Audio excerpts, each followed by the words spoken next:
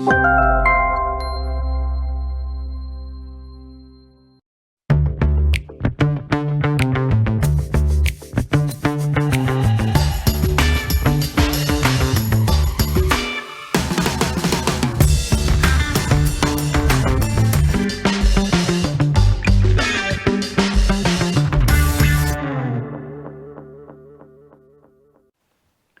вечер. А теперь о главном.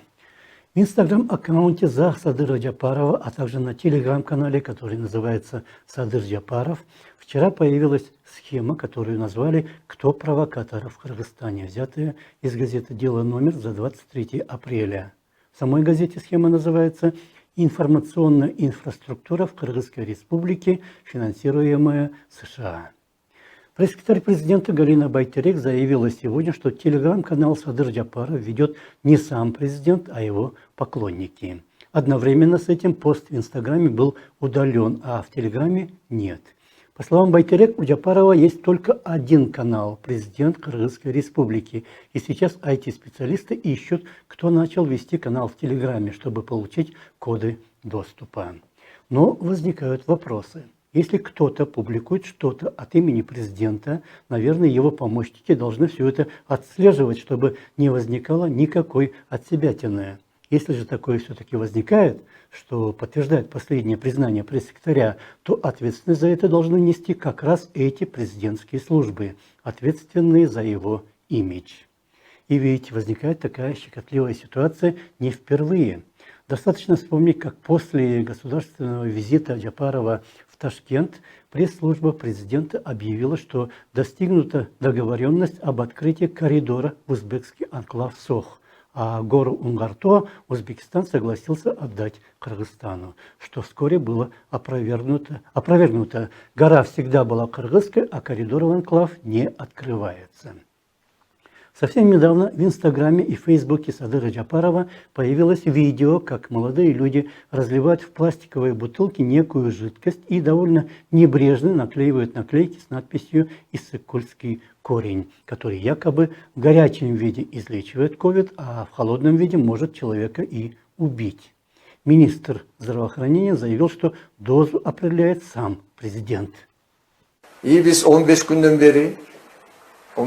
бери Уже 15 дней мы используем одними из первых. О дозе нам рассказывает Садыр Нургоджоевич, сколько надо добавлять, например, на 100 литров воды. Мы кипятили, потом разливали в пластиковые бутылки по 3 или 5 литров и доставляли в больницы. Biz аны кайнатып туруп, биринчилерден болуп баягы 3 литр, 5 литр баклажкага куюп жеткизип аттык.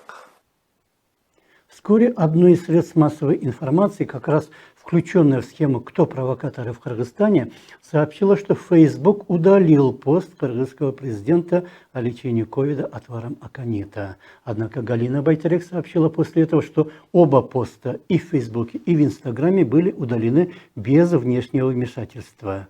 Значит, постами в Инстаграме все-таки управляют президентские службы. Можно вспомнить много других случаев, когда помощники президента, целые службы и даже министры оказываются не на высоте. И либо они подставляют президента, либо это он подставляет своих помощников. Общество знает, что именно активность Садыра Джапарова и его сторонников в социальных сетях принесли ему огромную популярность, когда он по политическим мотивам оказался в заключении. Но с тех пор многое изменилось. Мы также знаем, что руководители многих государств, а также другие высокопоставленные лица делают посты в соцсетях, и это однозначно воспринимается как официальные заявления, потому что других заявлений у них и быть не должно. Когда же такие заявления просто молча удаляются или делаются ссылки на то, что это написал кто-то другой, это не делает чести самим президентским службам. Если у президента имеется только один канал, президент Кыргызской республики, то только там и должны появляться его решения или другие соображения, а все другие аккаунты или каналы должны быть закрыты или взяты под строгий контроль. Они не должны иметь двусмысленных названий, чтобы читатели однозначно понимали, что сказал или написал сам президент, а что кто-то другой от его имени. Это была программа о главном. Ее вел я, Нарын Айып. Всего вам хорошего и до свидания.